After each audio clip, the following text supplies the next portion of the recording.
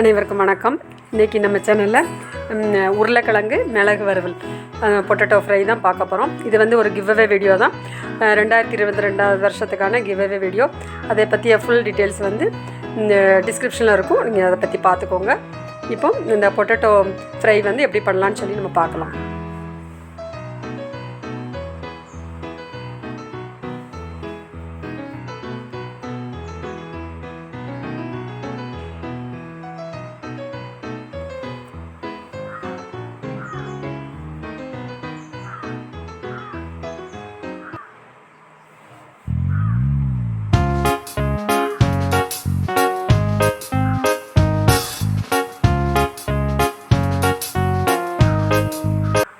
இப்போ இந்த pepper potato fry பண்ணுறதுக்கு ஒரு மசாலா பவுடர் வந்து தயார் பண்ணணும்.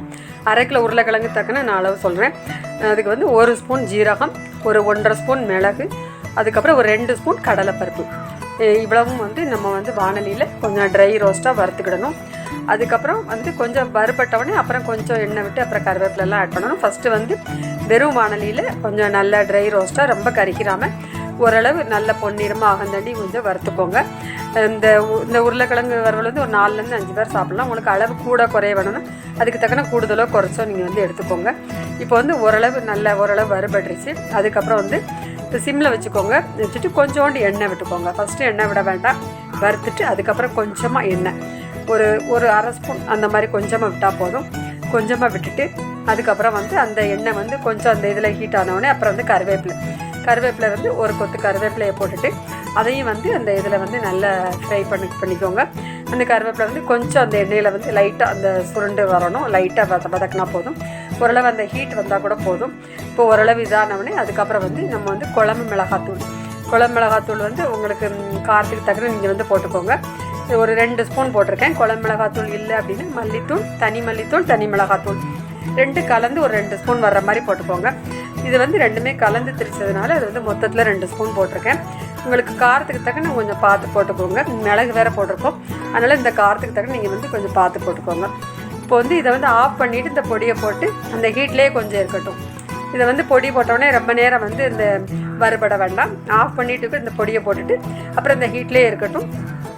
அப்புறம் நல்லா ஆறுனதுக்கப்புறமா ஒரு மிக்ஸி ஜாரில் வந்து ஈரம் இல்லாமல் நல்லா துடைச்சிட்டு அதை வந்து நல்லா ஃபைன் பவுடராக அரைச்சி வச்சுக்கோங்க, தண்ணிலாம் விடாமல். அப்புறம் உருளைக்கிழங்கு வந்து தோல் நல்லா சீவிட்டு 1/2 கிலோ உருளைக்கிழங்கு நல்லா தோல் சீவிட்டு நல்லா கழுவி இந்த மாதிரி சைஸில் கட் பண்ணி எடுத்துக்கோங்க. ரொம்ப குட்டியாக வேண்டாம், ரொம்ப பெருசாக வேண்டாம். ஓரளவு மீடியமாக இந்த மாதிரி சைஸில் வந்து கட் பண்ணி நீங்கள் வந்து கழுவி சுத்தம் பண்ணி வச்சுக்கோங்க. அதுக்கப்புறம் ஒரு பாத்திரத்தில் அந்த உருளைக்கிழங்கை போட்டு அதை வந்து கொஞ்சம் நல்லா வேக விடணும். தண்ணி விட்டு கொஞ்சோண்டு மஞ்சள் தூள் கொஞ்சம் போட்டுட்டு தேவையான அளவு உப்பும் போட்டுக்கோங்க. அந்த பொரியலுக்கு தேவையான அளவு உப்பு, கல்லுப்பு போட்டிருக்கேன். நீங்கள் டேபிள் சால்ட்டு கல்லுப்பு எதுனாலும் போட்டுக்கோங்க. போட்டுட்டு மஞ்சள் தூள், உப்பு, இந்த கிழங்கு இதில் கொஞ்சம் தண்ணி விட்டு வெறுமனை குக்கரில் வேண்டாம், சும்மா வெறுமனையே நல்லா வந்து அதாவது ரொம்ப குலைவதாக வேண்டாம், ஒரு 10 நிமிஷம் அந்த மாதிரி வெந்தால் போதும். அதாவது ஒரு 80% அளவு அந்த உருளைக்கிழங்கு வந்து வேகணும். அந்த அளவுக்கு வந்து வேக வச்சுக்கோங்க. ரொம்ப மசிய வேக வேண்டாம், அது வேகாமலும் இருக்க வேண்டாம். ஒரு 80% அளவு, ஒரு 3/4 வேக்காடு வர்ற அளவுக்கு நீங்கள் வந்து அதை வேக வச்சுக்கோங்க. கிட்டத்தட்ட ஒரு 10 நிமிஷம் 12 நிமிஷம் ஆகும். நீங்கள் வந்து பார்த்துக்கோங்க. ரொம்ப குலைவாக இல்லாமல் ஓரளவு 80% அளவு வேக வச்சுக்கோங்க. அது வந்து நல்லா கொதிக்கட்டும். கொதித்ததுக்கப்புறம் நல்லா ஓரளவு இப்போ வந்து கரெக்டாக ஓரளவு 3/4 வேக்காடு வந்துருச்சு.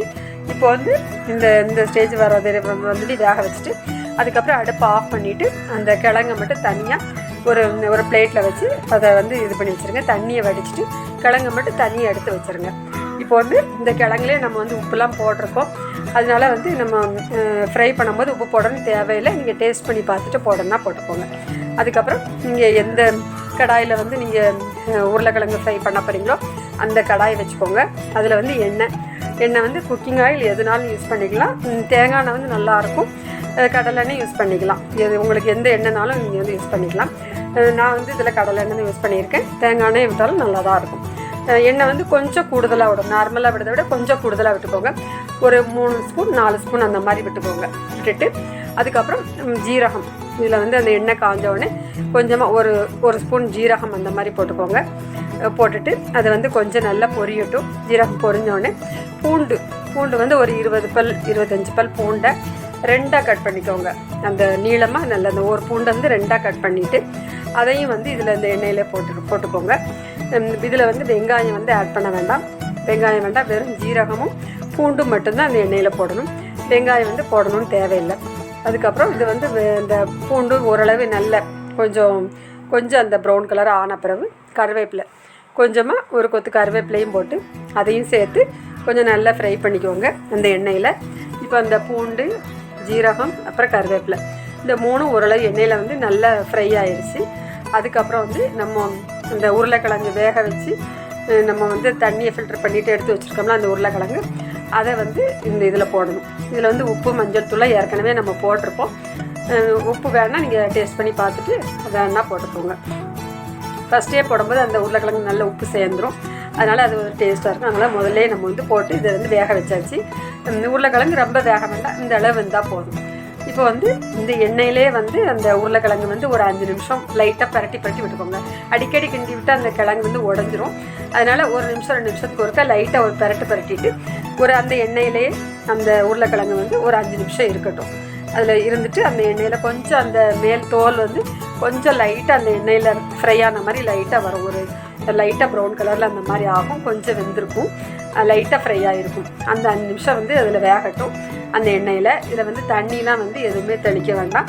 இந்த எண்ணெயிலே தான் வேகணும், தண்ணி வந்து தெளிக்கக்கூடாது. இப்போ வந்து ஓரளவு எல்லாமே நல்லா கரெக்டாகி நல்லா வெந்து வந்துடுது. இப்போ தீயை வந்து எப்போவுமே ரொம்ப கூட்டி வைக்க வேண்டாம், குறைச்சி வைக்க வேண்டாம், மீடியமாக வச்சுக்கோங்க. அதுக்கப்புறம் நம்ம மசாலா பவுடர் திரித்து வச்சுருக்கோம்ல, இந்த மிளகு அப்புறம் கடலைப்பருப்பெல்லாம் போட்டு திரித்து வச்சுருக்கோம்ல, அந்த பவுடரை வந்து நம்ம வந்து இதில் போடணும். இந்த உருளைக்கிழங்கு நம்ம வதக்கி வச்சுருக்கதில் போட்டுட்டு இப்போ வந்து சிம்மில் வச்சுக்கோங்க அல்லது மீடியத்தில் வச்சுக்கோங்க. வச்சுட்டு இந்த மசாலா பவுடர் போட்டதுக்கப்புறமா அதை வந்து நல்லா பரட்டி விட்டுட்டு இந்த மசாலாவோட பச்சை ஸ்மெல் போகணும். அது வரைக்கும் நீங்கள் வந்து பரட்டி விடுங்க. அடிக்கடி கிண்டி விடணும் வேண்டாம். ஒரு 2 நிமிஷத்துக்கு ஒருக்கா லைட்டாக பரட்டி விடுங்க.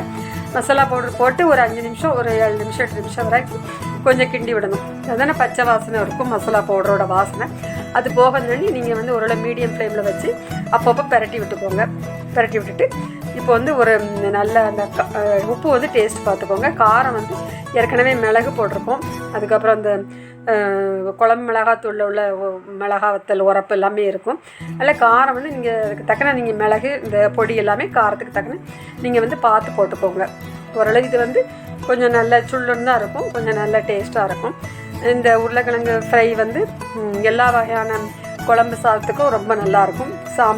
சாம்பார் விட்டு சாப்பிடும்போது அதுக்கு சைடிஷாக வச்சு சாப்பிடலாம். அப்புறம் புளிக்குழம்பு, ரசம் எல்லாத்துக்குமே வந்து இந்த பொட்டேட்டோ ஃப்ரை வந்து ரொம்ப காரசாரமாக ஒரு நல்ல சூப்பராக இருக்கும். இதுக்கு வந்து அப்புறம் ஒரே ரைஸாக விரவன சாதத்துக்கும் இந்த லெமன் ரைஸ், அப்புறம் எல்லாம் இந்த கூட்டாஞ்சோறு, சாம்பார் சாதம், புளி சாதம் எல்லாத்துக்குமே வந்து இது வந்து ரொம்ப ஒரு சைடிஷாக சாப்பிடும்போது ரொம்ப நல்லாயிருக்கும். அதனால் கண்டிப்பாக வந்து இதே மெத்தடில் வந்து நீங்கள் ட்ரை பண்ணி பாருங்கள்.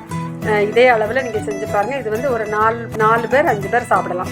நீங்கள் உங்களுக்கு அளவு கூட குறைய வேணும்னா நீங்கள் எல்லாமே அதுக்கு தக்கன கூடவோ குறைச்சோ பார்த்து எடுத்துக்கோங்க உங்களுக்கு. இப்போ வந்து இது வந்து ஒரு அருமையான ஒரு உருளைக்கிழங்கு வறுவல் வந்து மிளகு வறுவல் வந்து தயாராகிட்டு.